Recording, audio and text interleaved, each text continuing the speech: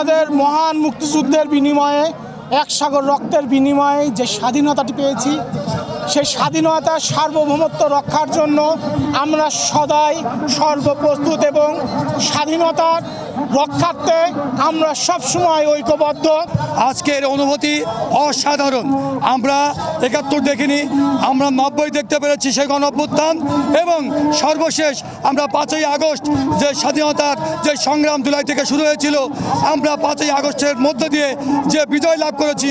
আজকে বাংলার ২-৩টি বিজয় মিলে সমস্ত বিজয় একত্রিত হয়ে ইনশাল্লাহ বাংলাদেশের সমস্ত অন্যায় অপকর্ম তারেক রহমানের ৩১ দফার বাস্তবায়নের মধ্য দিয়ে সমস্ত কিছু দেশের মানুষ কারাগার থেকে মনে হয়েছে মুক্তি পেয়েছে দ্বিতীয় স্বাধীনতার মধ্য দিয়ে।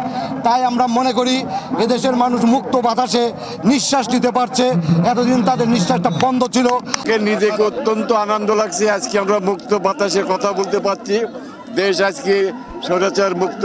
১৬ বছর আমরা কথা বলতে পারি নাই। সেরকম দেশই আমরা চাই। আমরা নতুনভাবে দেশটাকে গড়ব, যেটা প্রত্যেকটা বাঙালির চাও। আমরা সুন্দর একটা স্বাধীন এবং দুর্নীতিমুক্ত এবং সন্ত্রাস মুক্ত এবং মাদক মুক্ত এবং আমাদের যে স্বপ্নের বাংলাদেশের জন্য আমাদের ছাত্র জনতা যে জীবন দিয়েছে, সেই বাংলাদেশ আমরা দেখতে চাই।